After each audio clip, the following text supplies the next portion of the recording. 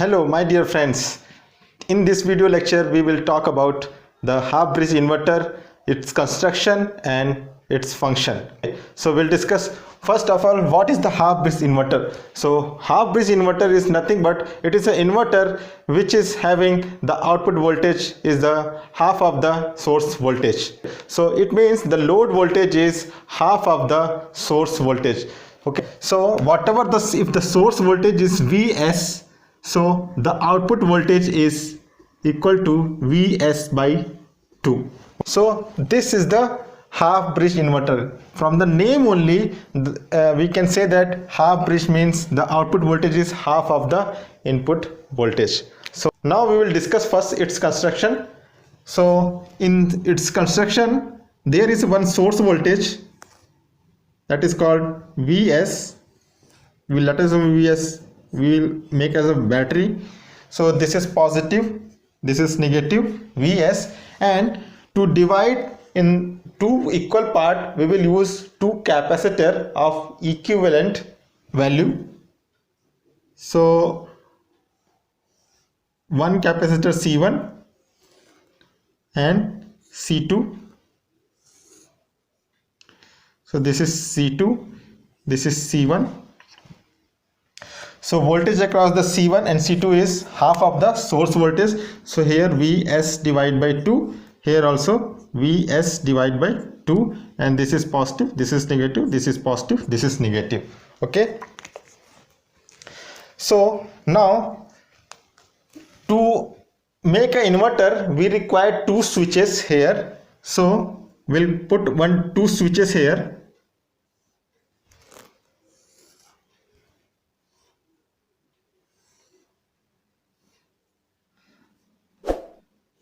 So this is switch 1, switch 2. Load will connect here in between these two switch and in between these two capacitor. Okay, in this point. So here the load is connected and the load is RL and voltage is VL.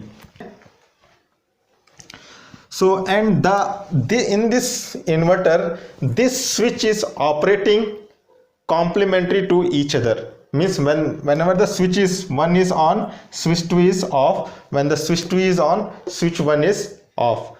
That's why it is called half bridge inverter. We are using two switches here and the voltage is half of the source voltage. So here how many condition will come here to operating this switch, that we will discuss first. So let us assume switch 1, switch 2 and VL load voltage is there. We'll make one table.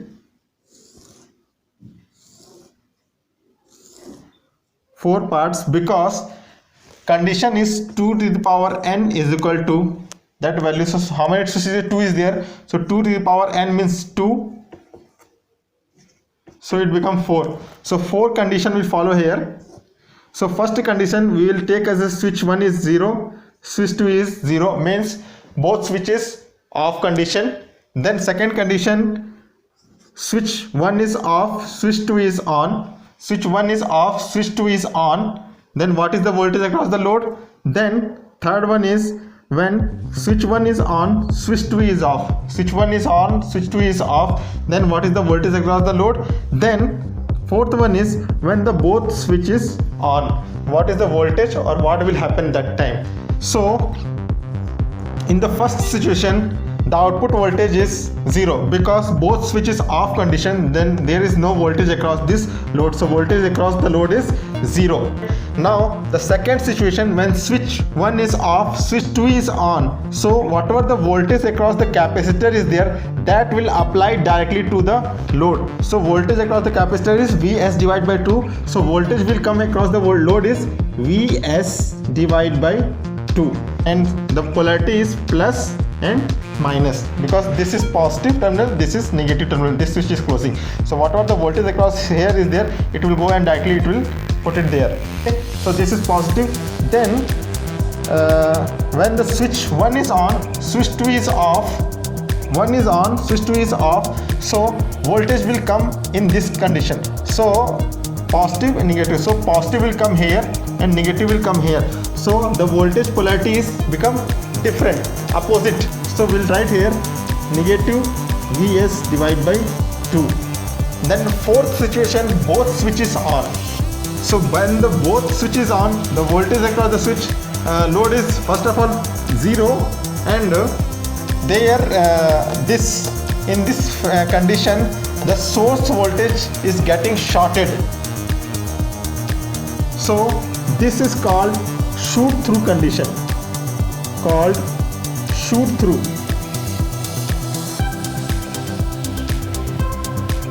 Or short circuit. So in this condition both switch will damage because of the short circuit is happening across the switch.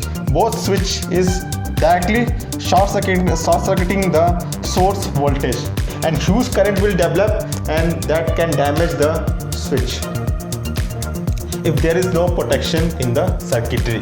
So this condition is there. Now we'll check this condition with the help of graph. So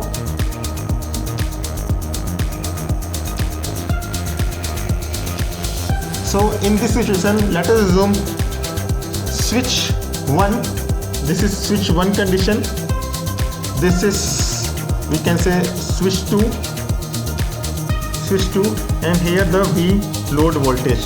So when the both switches off, there is no voltage. When the both switch is off, there is no voltage. That is we neglect this condition.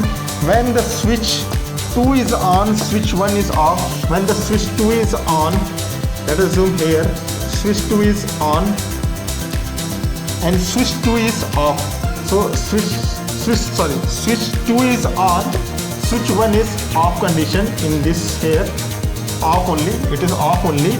Then the voltage across the load, if you write from here, Vs divided by 2, positive direction, so voltage is same whatever the duration of turning on time of the switch, same duration the voltage will come here. Okay, in the ideal condition, we are talking about the ideal condition first.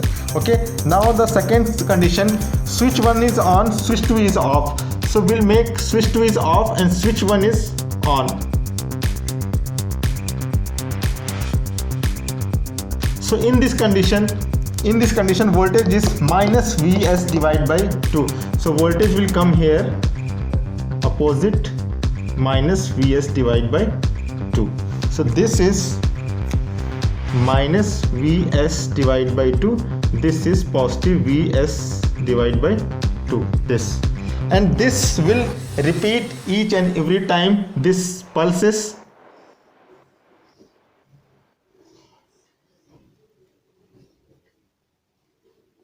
Voltage also will come like same fashion. So we'll get the output voltage positive, negative, positive, negative, positive, negative. Positive, negative is square wave. So in this fashion the half bridge inverter is working. So whatever the fourth condition is there, shoot through, that we can avoid with the help of dead time. Okay. But that will occur only in non-ideal condition. But here whatever we are talking, that is a ideal condition, and in the nature there is no ideal things. So first of all we have to replace this switch with the help of any MOSFET, IGBT or transistor. So first we'll replace this switch. Now we replaced these two switches with MOSFET. So in this MOSFET we giving trigger to G1 and trigger to G2, and these are the FreeVDD protection diode to protect this switch. So now we are talking about non-ideal condition. So in this condition, to avoid this shoot through, we have to incorporate dead time between this complementary triggering input. Whatever we are triggering to this G1 and G2, in this trigger circuitry we have to provide some dead time, so that how it will come, how the dead time will come here. So let us zoom this is the graph. So when the switch 2 is on, then we'll give a small little bit dead time. We can say here this region. After that time only I will turn on the switch 1. So after this dead time I am turning on this switch 1, or we can say G1, or this is G2. Then again I will provide the small dead time from here to here. Then I will turn on this G2 here. So this region is dead time, and in this region both switch are off condition.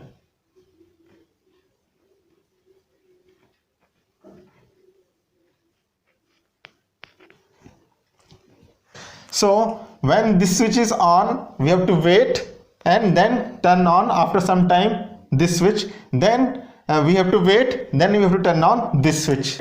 Why? Because in the non-ideal condition, some whatever the load is there, load having some small inductance value. In that inductance value, because of the inductance, E back EMF is equal to minus L di by dt.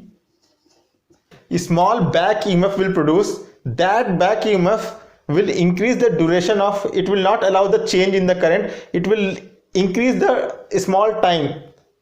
Switch is in conduction mode. Okay, that time if the other switch is on, that can damage the system. Okay, so here this inductance.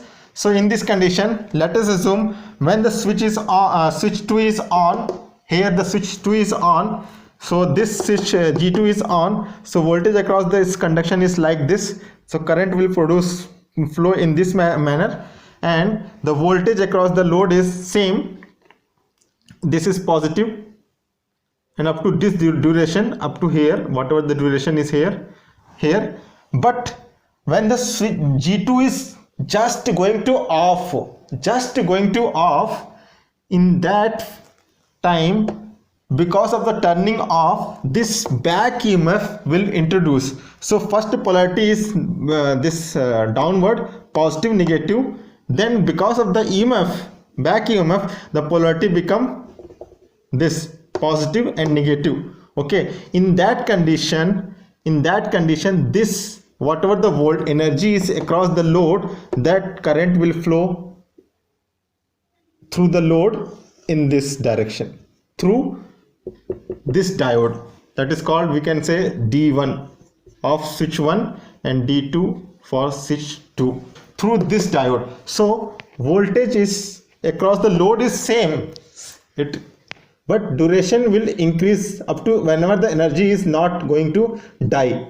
So this duration, up to what duration it will go, we have to increase the dead time. Okay, so this, and then the switch is going to off, and then switch 1 we have to turn on. So G1 we have to fire it. So whenever we are firing G1, that time this, we can say, ideally, like not like this, it will go a small decaying, and then again here it will turn on this switch. So this duration is little bit small, more like this, and then off, then it is on. Then again this switch will conduct from this duration to this duration. Then whenever the switch 1 is going to off, just off, again back EMF will come here, and in this condition, this is positive, this is negative, first condition. Now this is become negative and this become positive, and the current will flow from this diode. this diode will come in the conduction and the current will flow and the duration will increase, and now it will go to settle it. And then a small duration, then again first situation will occur. So how the pulse will come here, we'll see. So the pulse is actually, it will look like